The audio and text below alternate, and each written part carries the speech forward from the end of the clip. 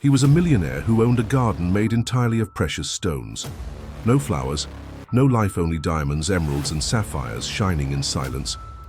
But when a simple gardener planted a single flower in the cracks of his empire, everything began to change. What he discovered next would break his heart and rebuild it forever. Richard Hale stood in the center of his garden, the sunlight striking diamonds embedded in the ground. Each stone glimmered like a star trapped on earth, reflecting his belief that wealth could outlast time itself. Yet the garden was silent, devoid of birdsong or fragrance. The air smelled faintly of cold metal and dust, not of life. Richard admired the sparkle, but felt nothing stir inside him. He had built his fortune in mining, pulling beauty from the depths of the earth. Each gemstone represented conquest, control, and permanence. The walls of his mansion echoed this philosophy. Marble, crystal, iron, all unyielding, all eternal. But within the splendor lay emptiness, a hollow echo he refused to acknowledge. Richard had long silenced the memory of his mother's laughter in a field of flowers. For him, softness meant weakness, and weakness could destroy. Every morning, he walked the stone paths, his cane tapping against the polished surfaces. Servants whispered about his obsession, but none dared question him. They knew the stones mattered more than people in Richard's world. Guests came to marvel at the collection, but their awe only deepened his loneliness. Their admiration could not fill the silence that spread like cracks in the marble halls. Richard lived surrounded by brilliance yet swallowed by shadows. The garden was his greatest pride, a labyrinth of sapphire fountains, emerald hedges carved from rock, and ruby mosaics embedded into the earth. But to outsiders, it was unnatural, almost grotesque. It lacked the warmth of grass, the comfort of shade, the touch of a breeze through leaves. Richard dismissed their criticisms as ignorance. To him, flowers wilted and died, stones endured. Life had taught him to trust only what could not betray him. Still, sometimes at twilight, he felt the air grow heavy with a strange melancholy. As the last rays of sun disappeared, the garden seemed to turn grey, the stones losing their brilliance. Richard would pause, gripping his cane tighter, feeling something deep inside pressing against the armor he had built. But he always turned away, walking back into his mansion of shadows. He preferred the silence of walls to the uncertainty of feeling. One night, alone in his study, Richard stared at a diamond the size of his fist. Its light refracted across the dark room, scattering fragments of brilliance on his face. He whispered, "You will not fade." Yet even as he spoke, he felt a tremor of doubt. The gem's beauty was undeniable, but it was also lifeless. His mother's voice surfaced in memory. "Even the smallest flower has a soul." He shook his head and drank. Richard had buried that memory years ago, after his mother's death. She had tended a small garden behind their modest home, filling it with daisies, roses, and lavender. He remembered sitting by her side, inhaling the perfume of blossoms while she smiled at the sky. But when illness claimed her, Richard hardened. He swore never again to rely on something so fragile. Stones became his shield, his obsession, his empire. Yet the ache never vanished. His fortune grew, but his heart shrank. He refused marriage, friendships, or intimacy, claiming they distracted from his legacy. His son Thomas had grown distant, rejecting his father's cold philosophy. Richard brushed it off, convinced that history would remember him for what he built, not for who he loved. Yet late at night, when silence pressed too heavy, doubts crept like cracks through the stone. Could permanence truly replace life? The mansion echoed emptily when he returned from his garden walks. Paintings lined the walls, but none smiled. Chandeliers glistened above, but no laughter filled the halls. The staff spoke only when necessary, fearful of his stern presence. Richard mistook their silence for respect, but deep down, he knew it was fear. He had surrounded himself with stones because they could not leave him, but in doing so, he had caged himself in solitude. One morning, while sipping his coffee and gazing at his garden, Richard felt something different. Among the endless stones, a tiny spot of color caught his eye, a fragile bud pushing through a crack. It was so small he almost dismissed it, but the sight lingered in his mind like a thorn. He frowned, gripping his cup tighter. Impossible, he muttered. Yet the seed of change had been planted, waiting for its chance to bloom. If this story is already touching your heart, I'd love for you to stay with us until the end. Subscribe now and join this journey, because sometimes the smallest seed of a story can grow into the biggest change in us. The following week, Richard was informed that a new gardener had arrived to manage the grounds. He rarely paid attention to such details, but the thought of someone touching his sacred stones made him uneasy. When Elena Brooks entered the mansion, Richard studied her with suspicion. She was young, with soil under her nails and a spark of defiance in her eyes. She didn't bow like the others, she simply nodded, unafraid. Elena walked the garden slowly, her fingers brushing the cold surfaces of the stones. Richard followed close behind, cane tapping rhythmically on the paths. "Your duty is simple," he said sharply. "Keep the stones clean. No weeds, no dirt. Nothing alive belongs here." His words echoed like law in the empty air. Elena paused, looked at him and smiled softly. "But life finds a way," she whispered, almost to herself. Richard's jaw tightened. He dismissed her remark, certain she would obey his instructions. But the next morning, Richard spotted something that made his chest burn with fury. Near the cracked corner of an emerald path, a small cluster of wildflowers had been planted deliberately. Their colors, yellow, red, and violet, stood out like defiance against his empire of stone. His cane struck the ground hard as he stormed toward the spot, his voice echoing across the silent mansion walls. "Elena!" he roared, summoning her. She appeared calmly, wiping dirt from her hands. "Did you do this?" he demanded, pointing at the flowers. "Yes," she answered, her voice steady. "Your garden needs more than cold jewels. It needs breath, color, life." Richard's face flushed with anger. "I told you nothing alive belongs here." Elena did not flinch. "And yet," she replied softly, "here they are alive despite your command." His silence was heavier than stone. Richard threatened to fire her immediately, his voice trembling with rage. Yet something in Elena's gaze held him back. It was not arrogance nor defiance, but conviction. Her eyes reminded him of his mother's calm, unshaken by storms. He turned away abruptly, retreating into the mansion. The image of the flowers lingered in his mind all night, unsettling his carefully built fortress of certainty. For the first time in years, doubt took root inside him. The following days brought more defiance. Elena planted small blossoms in hidden corners, where only careful eyes would notice. Richard pretended not to see them, yet each discovery gnawed at him.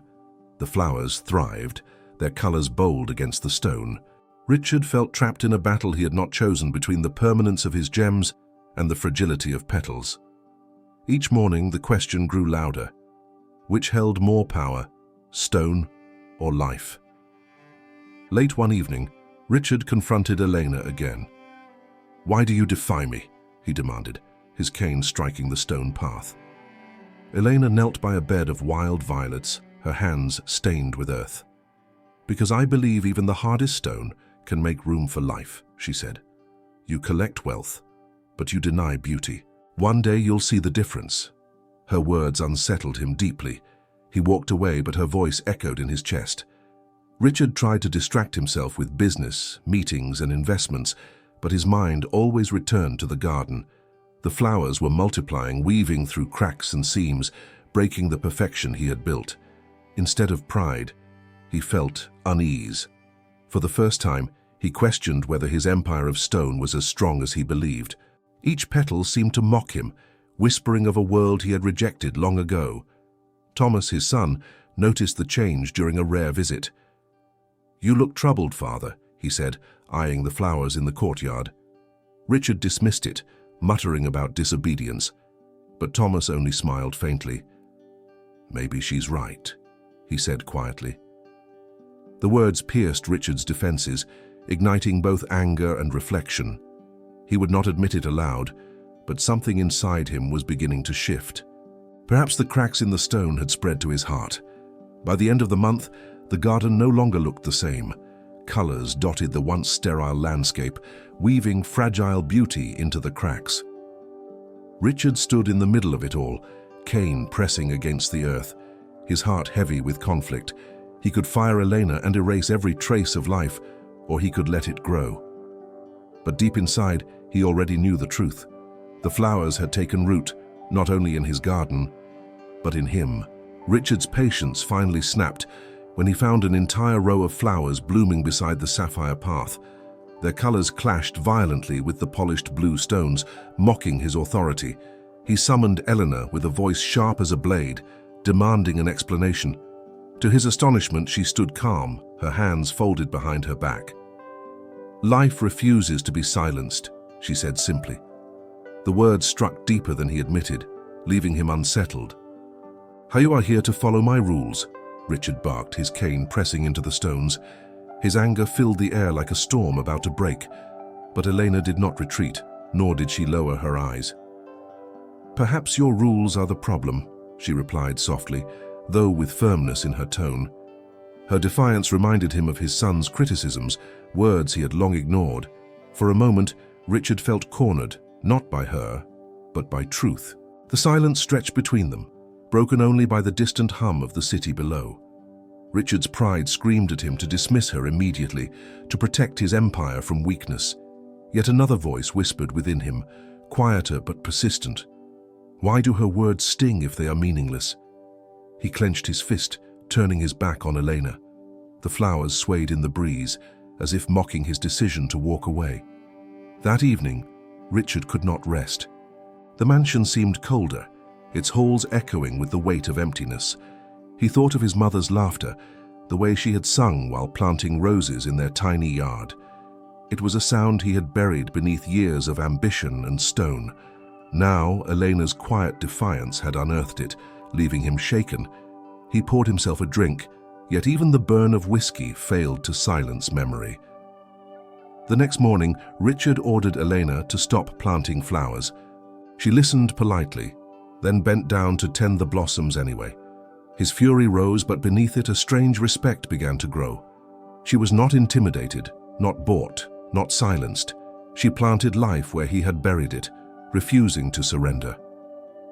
Richard walked away again, though the image of her hands in the soil lingered like a seed in his thoughts. Richard awoke to the fragrance of blossoms drifting through his window. It startled him, for his home had never carried any scent but polish and dust. He rushed to the garden, only to find Eleanor humming as she planted more flowers near the ruby mosaic. Her song pierced him like an echo from the past. He remembered his mother's gentle voice, carried on the breeze of a spring morning. His chest tightened painfully. The memory swept him away, carrying him back to childhood. He saw himself sitting beside his mother as she worked the soil, her hands tender and worn. She had taught him that every flower had a soul, fragile yet eternal in spirit. When she died, he had sworn never again to rely on anything so delicate. He built walls of stone, convincing himself that hardness meant safety. Yet now the walls trembled with every blossom. Haunted by this memory, Richard spent the day wandering the mansion. Paintings, jewels, and artifacts lined the halls, but none brought comfort. They were trophies, not companions. His reflection in the polished surfaces seemed hollow, his eyes sunken with loneliness. He realized he had not spoken to his son in months, avoiding him for fear of facing judgment. For the first time, Richard wondered if his empire had been built on silence and loss. That evening he returned to the garden and watched Elena work. Her movements were graceful, patient, as though she listened to the earth itself. "Why flowers?" he asked abruptly, surprising himself. Elena looked up, her smile faint but warm. "Because they remind us that even what dies can return," she said. Richard felt a shiver. Her words struck a wound he had never healed. He turned away quickly, afraid to let her see. In the quiet of his study, Richard stared at his cracked emerald paperweight. He remembered how his mother used to place a single daisy in a glass jar on their table. That daisy had outshined every jewel he now possessed. For the first time in decades, Richard questioned the foundation of his life. Perhaps Elena was right, perhaps even the hardest stone could make room for something alive. The thought terrified him, yet also intrigued him.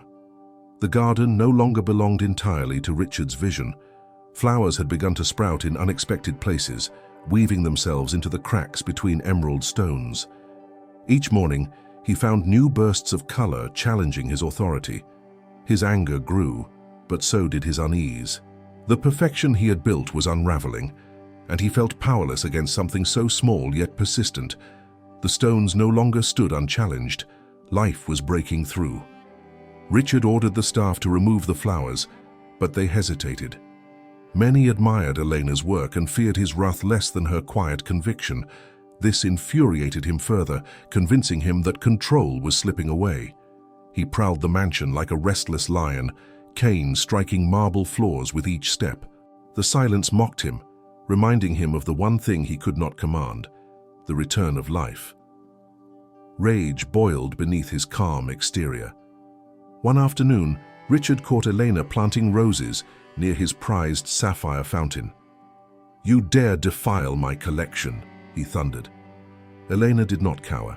She pressed the soil gently, then rose to meet his glare. "I am not destroying, Mr. Hale," she said softly. "I am giving your stones a reason to shine." The words pierced him, though he hid it behind a sneer. He turned away quickly, but her voice followed like an echo. That night he stood before his largest diamond, staring into its brilliance. For years, it had been his proof that permanence was possible, that beauty could be trapped forever. Yet now, when he looked, all he saw was emptiness. The diamond glittered but felt lifeless, incapable of warmth or comfort. He thought again of his mother's garden, the fragrance of roses, the hum of bees. The memory pressed against him like a forgotten truth. Restless, Richard walked into the garden under the moonlight. The flowers glowed faintly, their colors softened by silver light. He leaned on his cane, staring at them with a mix of fury and longing. His empire of stone had always seemed invincible, but now it trembled beneath petals. He whispered bitterly, "They will not last." Yet a quiet voice within asked, "And what if they do, even in memory?" For the first time he felt afraid. The outside world soon learned of Richard's unusual garden. Newspapers published photographs of his jeweled paths, mocking his obsession with lifeless wealth. Headlines called it the coldest garden in America. Richard seethed at the ridicule, but worse than mockery was the truth hidden in their words. Even strangers could see what he had tried to ignore. His garden was beautiful but empty, dazzling but soulless. His pride bled under their judgment. When pictures of Elena's flowers surfaced, the ridicule shifted into curiosity. Reporters praised the strange mix of gems and blossoms, calling it a masterpiece of contrast. Richard bristled at the praise directed toward her, not him. The garden was his creation, his triumph, and yet the world admired her touch more than his empire. He lashed out at his staff, demanding secrecy, but it was too late. The story had already spread too far. In the city below, Richard overheard whispers about him during a rare public outing. "He's lost touch with life," one man said. "All stones, no heart." A woman replied, "Maybe those flowers will save him." The words cut sharper than any insult. Strangers had seen what he refused to face. His cane shook in his grip, rage and shame boiling inside. He returned to the mansion, slamming doors until the walls trembled with echoes. Elena found him pacing furiously in his study. "How you've made me a laughingstock," he accused, his voice thunderous. She stood still, her expression calm. "I've made you human," she said simply. Richard froze, unable to respond. Her words stripped him bare, leaving no defense. He turned his back, staring at the diamond chandeliers above, but even their brilliance felt dull. For the first time, he realized control was slipping beyond his grasp. That evening, Richard looked at his reflection in the mirror and barely recognized himself. The lines on his face seemed deeper, carved not by age but by emptiness. He thought of the world's laughter, of Eleanor's quiet defiance, of flowers blooming against his command. His empire was being questioned, not just by others, but by himself. He clenched his fist, whispering, "They will see I am not weak." Yet his heart trembled with doubt. Thomas Hale returned to the mansion after months of silence, curious about the stories he had read in the papers. He found his father in the garden, standing stiff among the stones, glaring at the blossoms spreading like fire. Thomas approached cautiously, his voice calm but firm. "It's different now, Father," he said. Richard's eyes narrowed, the cane pressing into the earth. "It's ruined," he muttered, though the words trembled with doubt. The tension between father and son had lingered for years, born from Richard's cold distance. Thomas had grown up watching his father worship stones while ignoring people. He had sworn to carve a different life, one built on compassion instead of wealth. Yet he had never stopped hoping Richard would change. Now, seeing the flowers pushing through the jewels, Thomas felt a spark of possibility. Perhaps Elena had reached a place he could not. "You've built walls so high even I can't reach you," Thomas said, his voice low but edged with pain. "But maybe she can." Richard scoffed, but his gaze wavered. His son's words struck harder than Elena's defiance. For the first time, Richard sensed that his legacy was not measured in diamonds, but in the distance between him and his only child. The realization gnawed at him, though he fought to hide it. Richard lashed out, his pride refusing to surrender. "Do not side with her against me," he warned. But Thomas only shook his head, weary but resolute. "I'm not against you, Father. I'm against the emptiness you've chosen." The words hung in the air like a hammer striking stone. Richard turned away, unwilling to face the truth. Yet his son's presence awakened something long dormant, a crack widening in his armored heart. That night, Richard could not escape Thomas's words. He roamed the halls, the chandeliers casting fractured light on his weary face. The mansion felt colder than ever, the silence unbearable. He stared at his reflection in a diamond case, but all he saw was a man who had built everything, yet lost everything that mattered. His son's voice echoed within him. "I'm against the emptiness you've chosen." For the first time, Richard wept alone. The storm arrived without warning. Heavy rain lashed against the mansion, and thunder shook the walls. Richard rushed into the garden to ensure the stones were unharmed. Lightning flashed, revealing something that made his heart stop. His most prized diamond, the centerpiece of his collection, lay cracked in two, its brilliance dulled. He fell to his knees, rain soaking his suit, disbelief clawing at his chest. "No, this cannot be," he whispered. Eleanor appeared, carrying an umbrella, her face calm but resolute. "The roots did this," she said softly, kneeling beside him. "Life found its way, even through stone." Richard's fury erupted, his voice cutting through the storm. "You've destroyed everything I've built." But Elena shook her head gently. "No, Richard. Nature has shown you what you've refused to see. The hardest stone can break, but life endures." Her words echoed louder than thunder. Richard clutched the broken diamond, his hands trembling. For decades, this gem had been his symbol of permanence, his shield against loss. Now it lay shattered, fragile as the memories he had tried to bury. Rage battled grief within him, leaving him hollow. He felt betrayed not only by Elena, but by the stones themselves. If even his most valuable diamond could fall, what certainty remained? The storm raged on, mirroring his despair. Thomas arrived, drawn by the commotion, and saw his father kneeling in the rain. "It's only a stone, Father," he said firmly, though his voice carried compassion. Richard turned, his face pale and broken. "It was everything," he whispered. But Thomas shook his head. "No, it was nothing, and that's the truth you've been running from." Richard's pride crumbled further, and for a fleeting moment he felt like a lost child facing the truth of life. As the rain eased, Richard remained in the garden, clutching the fractured diamond. He realized he was not mourning the stone, but everything it represented: control, permanence, safety. Eleanor stood quietly, her presence steady and unyielding.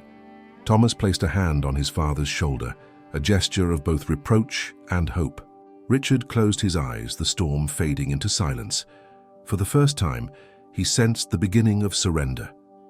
The morning after the storm, Richard sat in his study with the broken diamond before him. Its fractured edges reflected light unevenly, mocking his lifelong belief in permanence. For decades he had trusted stones to protect him from loss. Now they had betrayed him, proving fragile under the quiet strength of roots. He stared at the pieces, feeling as though his empire had splintered with them. The silence of the mansion pressed down heavily. Eleanor entered quietly, carrying a small pot of blooming daisies. She placed it gently on his desk beside the broken gem. "One fades," she said softly, "and the other grows. Which do you trust more?" Richard glared at her, though his anger was weaker now. Her words carried truth he could not ignore, slicing through his pride. He looked between the lifeless stone and the living plant, confusion and fear warring in his eyes. His rage resurfaced, though more desperate than before. "You've brought weakness into my world," he spat. Elena shook her head calmly. "No, I've shown you strength of another kind. Stones endure in silence, but flowers endure in memory." Richard turned away, unwilling to admit the crack in his philosophy. Yet deep within, he knew she was right. His empire had never comforted him. It had only isolated him further. That realization terrified him. Later that day, Richard roamed the garden, inspecting the cracks spreading through his jeweled paths. The flowers had claimed their place, their roots weaving beneath rubies and emeralds. What once felt like perfection now seemed broken, yet strangely alive. He felt as though the garden itself was judging him, forcing him to choose between clinging to control or embracing change. Every step filled him with dread, yet also a faint unspoken hope. That night Richard dreamed of his mother again. She was kneeling in her garden, hands dirty with soil, smiling as she planted roses. "Not all beauty lasts forever, Richard," she said gently, "but it doesn't need to." He awoke trembling, sweat on his brow, the memory cutting deeper than any stone. For the first time in years, he whispered aloud into the darkness, "Mother, I don't know how to let go." The next morning, Richard found Elena waiting for him in the garden. She stood among the flowers blooming against the sapphire path, her posture steady. "You see now, don't you?" she asked softly. Richard's lips tightened, his cane digging into the ground. "All I see is loss," he muttered. Elena stepped closer, her gaze unwavering. "No," she replied. "What you see is change, and that is life itself." Her words lingered in the air. Richard's pride rose like a final shield. "Change brings pain," he said bitterly. Elena nodded. "Yes, but so does resistance. Pain is inevitable either way. But one leads to growth." He flinched, her words pressing into the wound he tried to keep hidden. His silence betrayed him, revealing a vulnerability he had long denied. Elena placed her hand on the cracked diamond still resting nearby. "Even broken things can hold meaning," she whispered. That evening, Thomas joined them in the garden. He watched the flowers swaying gently, their colors vivid against the cold jewels. "It's beautiful," he admitted quietly. Richard frowned, his pride clashing with his son's words. Yet when Thomas added, "It feels alive," something inside Richard softened. He realized his son was right. The garden no longer felt like a mausoleum of wealth. It pulsed with breath, with memory, with something he could not yet name. Richard struggled to respond, torn between anger and surrender. His son and Elena stood united, patient but resolute. He felt outnumbered yet oddly less alone. "You both want me to abandon what I've built," he accused. Thomas shook his head. "No, father. We want you to see that what you've built can be more than stone." Richard's cane trembled in his grip, the words striking at the very foundation of his legacy. That night, Richard sat alone in the transformed garden. Moonlight illuminated the flowers, their petals glowing like fragments of memory. He touched one gently, surprised at its softness. For the first time, he allowed himself to simply breathe, listening to the hum of crickets and the rustle of leaves. It was fragile, fleeting, but undeniably real. He realized that perhaps permanence was not about stone at all, but about moments that bloom within us. Richard wandered the halls of his mansion, each step echoing like a hollow drum. The chandeliers glittered above, but their light felt cold, unwelcoming. His empire surrounded him, yet he felt smaller than ever. The cracked diamond haunted him, a reminder of fragility he could not escape. Deep inside, pride fought against longing, tearing him apart in silence. At night, he sat by the fireplace, staring into the flames. Memories of his mother flooded his mind, her voice tender as she urged him to care for living things. He remembered ignoring Thomas's pleas for attention, replacing affection with jewels. The fire's warmth mocked him, reminding him of the warmth he had denied others. His heart felt like stone crumbling under pressure. He tried convincing himself that weakness would destroy him. "Feelings betray," he whispered, gripping his cane tightly. Yet another voice rose inside, softer but relentless. "Isn't your emptiness the greatest betrayal of all?" The thought unsettled him, leaving him restless.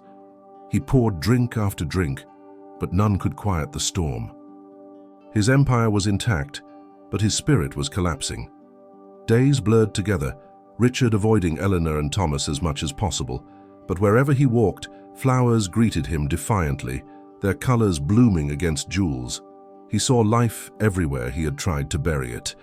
The garden had become a mirror of his soul, each crack a reflection of wounds he never healed, and with every step, the truth grew louder. He could not run forever. One evening, Richard stood at the cracked diamond once more. He touched it, his hands trembling, his reflection fractured on its surface. For decades he had feared vulnerability, believing strength meant silence. But now he saw the lie clearly. Strength was not in hardness, but in endurance. And flowers, fragile though they were, endured far better than stone. The storm within him grew unbearable, begging for release. Thomas found his father in the garden, standing under the glow of twilight. Richard's shoulders slumped, his cane hanging loosely at his side. "You look tired," Thomas said gently. Richard did not argue. For the first time, he admitted, "I don't know what to do." The words felt foreign on his lips, but freeing. His son stepped closer, sensing a door had finally opened. For years, Thomas had longed for this moment. "All I ever wanted was to know you cared," he said, his voice trembling with honesty. Richard flinched, shame washing over him.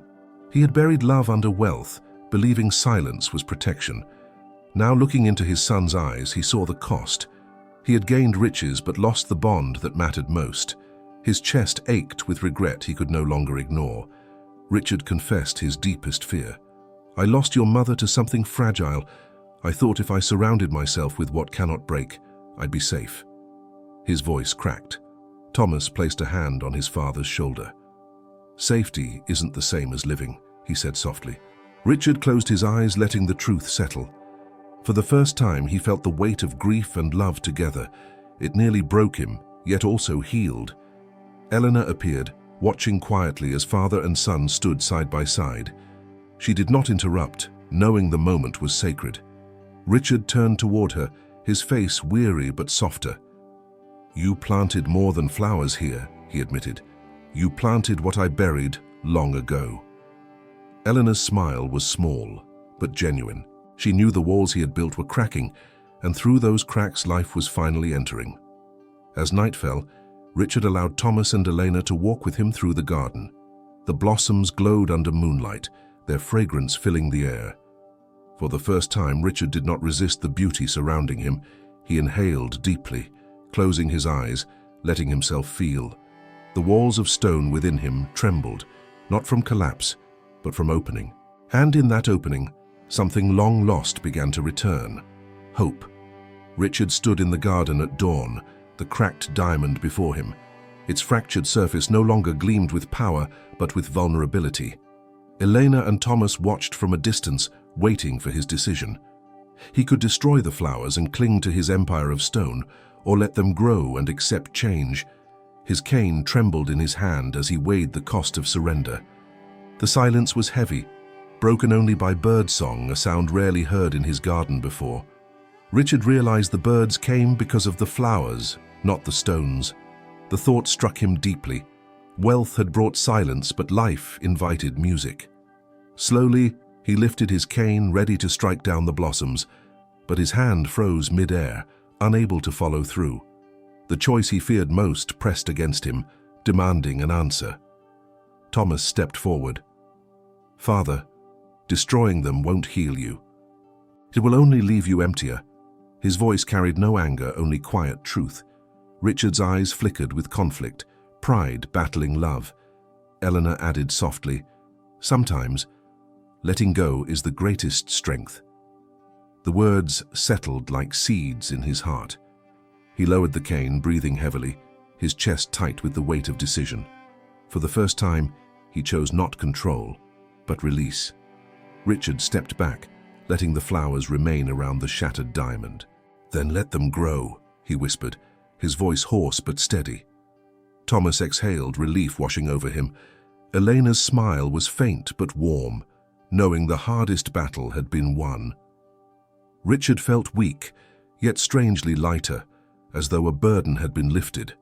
His empire was no longer only stone, it was becoming something alive, fragile and real. That night, he sat by the broken diamond, no longer mourning it. Instead, he watched as moonlight reflected across its fractured edges, making it sparkle in new ways. The cracks told a story of change, not failure. Richard realized that surrender was not defeat, but transformation. His wealth had never given him peace, but perhaps this choice would. For the first time, he felt proud not of his empire, but of himself. Weeks passed, and the garden slowly changed. Flowers bloomed in every corner, weaving themselves among the stones. What once felt cold, now pulsed with color and fragrance. Visitors who once mocked the jeweled garden now marveled at its harmony. Richard walked the paths daily, no longer with fury, but with quiet wonder. His mansion, once a prison of silence, had become a place of breath and renewal. Eleanor guided the transformation, her hands steady and sure. She taught Richard how to care for the plants, though his touch was clumsy at first. Together they worked side by side, planting roses, lilies, and wild violets. Each flower that took root felt like a victory over his past. The act of planting life with his own hands filled him with a peace he had never known before. His heart softened with every bloom. Thomas visited often, surprised at the changes in his father. They spoke more freely, their conversations no longer strained with silence. Richard listened, truly listened, to his son's words for the first time. One evening, as they stood together in the garden, Richard admitted, "I was wrong to think silence made me strong." Thomas placed a hand on his shoulder, replying, "And I was wrong to think you'd never change." The townspeople, once mocking him, now admired the garden's beauty. Some called it the garden of second chances. Others described it as a living lesson in resilience. Richard, who once craved recognition, no longer cared for praise. What mattered was the warmth he felt inside, the bond with his son, and the quiet companionship of Elena. For the first time, admiration did not feel hollow, but earned. One evening, Richard stood alone among the blossoms. Fireflies danced in the twilight, their light weaving with the glow of gems. He closed his eyes, inhaling the fragrance of roses. His heart, once encased in stone, now beat with new rhythm. The garden had become more than a monument. It was a sanctuary. Richard smiled faintly, knowing that his legacy would no longer be measured in stones but in life. Months later, the stone and flower garden opened its gates to the public. People from the city and beyond came to see the strange harmony of jewels and blossoms. Children laughed as they ran down paths once silent and cold. Couples admired the roses climbing around emerald mosaics, their fragrance mingling with the shine of stones. Richard stood at the entrance, cane in hand, watching life fill the place he once guarded fiercely. Reporters asked him what the garden meant, expecting a speech about wealth. Instead, Richard answered quietly, "It means life always finds a way, even in the hardest places." His words spread across newspapers and inspired many. He, who once lived as a symbol of pride, had become an emblem of humility and change. For the first time, he did not mind the attention. He welcomed it because it carried truth, not vanity. Thomas walked beside him, no longer estranged but close. Their bond, once fractured like the diamond, was mending with each shared moment. Richard listened to his son's laughter and felt pride not in possessions but in connection. He realized this was the legacy he had denied for too long.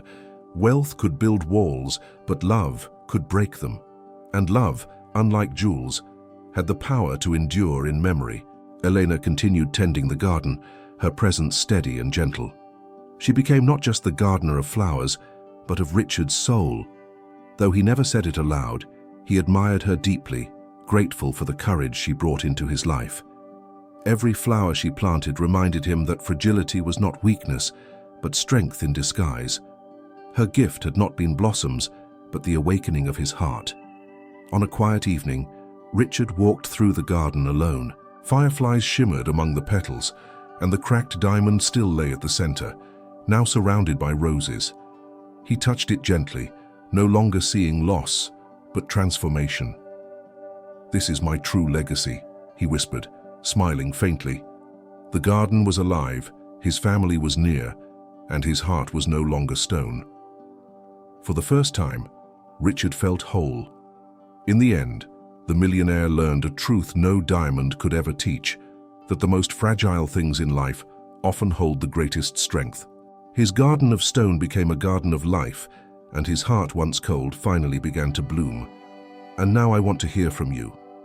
What do you believe is true wealth, money or memories, riches or relationships? Share your thoughts in the comments below.